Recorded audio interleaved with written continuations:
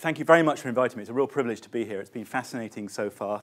I'm one of those guys who pops up irritatingly in different areas as they come in and out of policy fashion. You know, nuclear, chemicals, GM, nano, and now here we are with neuroscience. So I have to say that I'm not a specialist in neuroscience issues. I hope that the kinds of analysis and lessons that I'm going to put to you very quickly now, coming from dilemmas in technology governance in other areas, might be useful to the discussions here. Our own creation myth is progress. Evolutionary progress, technological progress.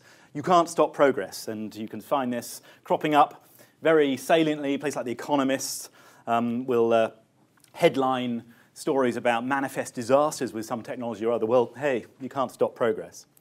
And although nowadays it's fashionable to concede, well, we don't have a linear model, we don't believe in policy making, we're much more sophisticated, we don't believe that science drives technology exclusively and then technology drives progress, we're much more sophisticated than that. But nonetheless, it is remarkable if you pay attention to voices across the international stage, you find exactly that same message. Science drives progress, you can't stop progress, technology is the root of our hope for the future, in a rather exclusive fashion. And in the European Union, these anxieties are particularly acute, where it is innovation policy is in fact the basis, the key plank for the European Union as that project is now unfolding. And we hear increasingly about the need to make Europe, and the UK in particular, but also throughout other countries in Europe, more pro-innovation.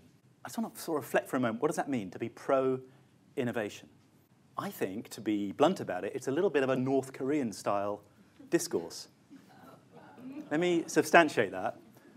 If you have a politician in an area like education policy, we've been hearing a lot about that, welfare policy, criminal justice, confronted with skepticism about their policy, how acceptable would it be for that policymaker to say, I can't be dealing with you, you're just anti-policy? It doesn't have any meaning to being anti-policy. You have to think, well, what policy? But innovation, that is a routine discourse. It's as if innovation is one thing, when in an area like neuroscience, as in other areas I mentioned, the crucial issue is what kinds of innovation? But the ability to talk about that is almost, right at the outset, eliminated by the kind of language that typically gets used. And the role of the public is to give technology the status it deserves. Now this, I would put to you, is the real thrust of the thinking behind the language that we hear on innovation, including in the area of neuroscience. But we're too coy quite often to mention it. We don't make distinctions. We're not using a language of alternatives. We're thereby squeezing the politics out. In fact, we're actually in a state of denial of there being choices. We're kind of looking in admiration at what unfolds, as if that's somehow inevitable. So it's possible to ask questions about yes or no, or what risk, or how fast we should go, or who's leading on some particular trajectory. But actually what we don't ask is which way, what are the alternatives, says who, and why.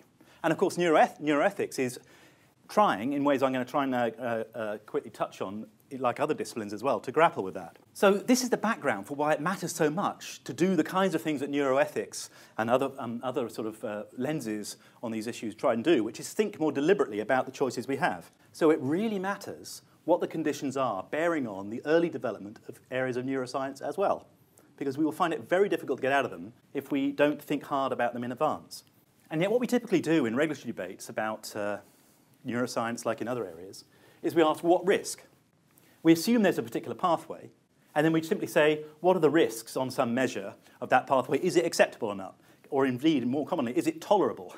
Can we live with it? Because we assume it's going to happen, let's make it tolerable. We very rarely look across different technologies, different alternatives, but when we do, we appear to give ourselves a clear ranking order with a particular technology looking more favourable. The peer-reviewed regulatory risk literature, if you look across the literature as a whole, will typically give you a basis for justifying any choice you like. It's not fraud, it's just ambiguity, framing assumptions. Different assumptions give you different kinds of answers.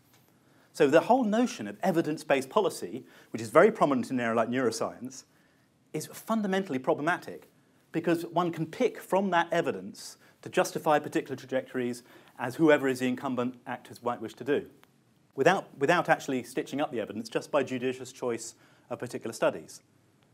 And I put it to you, it's not my field, but a little antenna tweaks with me when I see an adjective put on the front of the word ethics. What does it do to ethical discourse to have that adjective on the front? Nano, bio, neuro. I think it's quite a similar process to the experience in risk assessment, which I'm more familiar with my own field, whereby it's disciplined to be asking questions about a particular trajectory. And actually, so the neuro at the front really means something. We're looking at neuro here, and I just wonder what happens when we look at the array of different innovation choices, when we put neuro on the front, if it has a sort of systematic lensing effect. So here are the kinds of issues this audience are much more familiar with than I. But what kinds of conditions are being prioritized for neuroimaging? Therapeutics, criminal justice, marketing, military security ends, it really matters in the way I tried to mention with nuclear. It will hardwire certain characteristics which are very difficult to tell at the outset. What kinds of motivation drive neurohealth applications? High rent, IP intensive, niche pharmaceutical markets which have the effect of fostering inequality? Or open source, preventive, mass social care practices which arguably might have more equitable outcomes?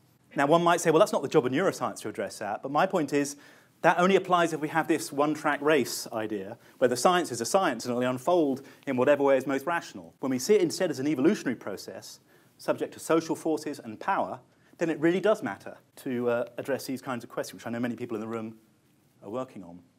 But then we have to think, what happens when our knowledge of the social processes is mediated through a neuro lens? What happens to that knowledge? And make whatever qualifications we might feel are necessary. What kinds of knowledge does neuroscience help build? The forms of knowledge. Is it reductive and deterministic, treating more individualized subjects, neurochemical explanations, or is it more contextual, systemic understandings of interactions between the mind and the body and the neural systems themselves? These really matter because we can't assume that if we get it wrong at an early stage, we'll be able to iron it out and actually come up with a different kind of knowledge in the end.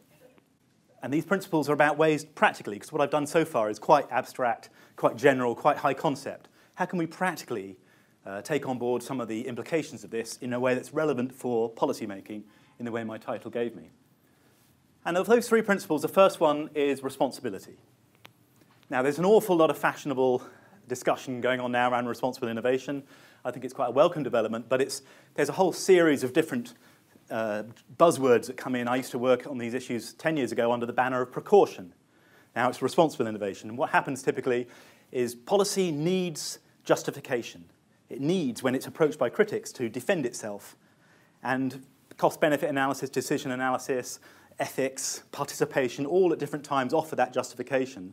But when they come in and their language gets used, they typically find over a period of about 5 or 6 years in any context, it fails to deliver it, they're chucked out, in comes another one. Precaution remains very relevant. What do we do when we don't know what we don't know? And then finally, engagement. Engaging with society, with different interests, in a much more rigorous fashion than is present at the moment. I guess what I'm trying to say is that we shouldn't be shy about speaking about democracy. Science and democracy came around in the 17th century in their present forms in very similar contexts of challenging authority, being prepared to ask questions, affording respect to different interests without somebody telling you how it is.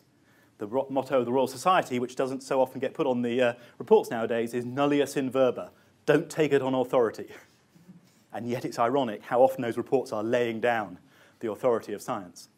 So I'm trying to put to you that the directions in which science and technology go, in this field as in others, is in fact absolutely a legitimate matter for democracy, not just for political correctness, because just like other areas of policy, things can unfold in different directions. We have no guarantees we'll do the right thing, and actually engaging and being inclusive about policy on neuroscience is a matter of being both scientifically rigorous and democratically accountable at the same time.